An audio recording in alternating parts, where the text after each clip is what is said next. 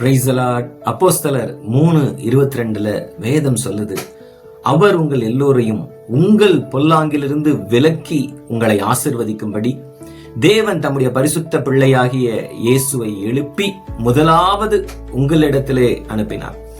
இயேசு இந்த உலகத்துல உயிர்த்தெழுந்த பின்பு பிதா கிட்ட உடனே போய் உங்க சித்தத்தெல்லாம் நான் செஞ்சு முடிச்சிட்டேன்னு சொல்ல ஆசையா இருந்தாலும் அவர் அப்படி செய்யல. பிதா இயேசுவை எழுப்பினதுக்கு அப்புறம் இந்த உலகத்துல அப்போஸ்தலர் 1:3 வேதம் சொல்லுகிறபடி 40 நாள் அளவும் அவருடைய சீஷர்களுக்கு ஜனங்களுக்கு தரிசனமானார். தேவனுடைய ராஜ்யத்துக்குரியவைகளை பேசினார். காரணம், இந்த ஜனங்கள் எல்லா பொல்லாங்கிலிருந்தும் விலகி இருக்கணும். பொல்லாங்கன் அவர்களை தொடக்கூடாது. பொல்லாங்கனுடைய அக்கினி அஸ்திரங்களை ஜெயிக்கிறதுக்கு அவங்களுக்கு பலன் வேணும்.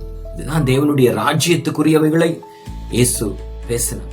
தேவனுடைய ராஜ்யம் ரோமர் 14:17 வேதம் சொல்லுது, தேவனுடைய ராஜ்யம் புசிப்பும் குடிப்பும் அல்ல, அது நீதியும் சமாதானமும் பரிசுத்த ஆவியினால் உண்டான சந்தோஷமுமா இருக்கிறது.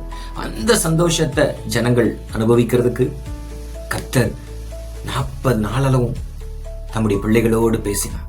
இந்த நாள்ல இந்த உலகம் பொல்லாங்கான உலகம், பொல்லாத மனிதர்கள் நிறைந்த உலகம், பொல்லாத பிசாசின் ஆவிகள் நிறைந்த இந்த உலகத்துல அந்த பொல்லாங்குகளுக்கெல்லாம் நம்மை விலக்கி பாதுகாக்கிறதுக்கு தம்முடைய பிள்ளையை எழுப்பி முதலாவது நம்ம கிட்டே அனுப்பினாராம். எவ்வளவு ஒரு அன்பான ஒரு பிதா நம்மோடு கூட இருக்கிறார். இயேசு நம்மோடு கூட இருக்கிறார். இந்த நாள்ல இதுதான் தேவனுடைய ராஜ்யத்துக்குரிய பலன், நீதி, சமாதானம், பரிசுத்த ஆவியானவர் தருகிற சந்தோஷம். இந்த காலை வேளையில ஆண்டவர்கிட்ட சொல்லுங்க, ஆண்டவரே, நீர் என்னை பொல்லாங்கிலிருந்து விலக்கி என்னை ஆசீர்வதிப்பீராக. பொல்லாத மனிதர்களுடைய பிசாசுகளுடைய வல்லமைகளுக்கு என்னை விலக்கி காப்பீராக. என் பிள்ளைகளை விலக்கி பாதுகாப்பீராக. கர்த்தருடைய அந்த கரத்தின் நிழல் எங்களோடு கூட இருப்பதாக. தகப்பனே, உம்முடைய பிள்ளைகளை மனதார ஆசீர்வதி.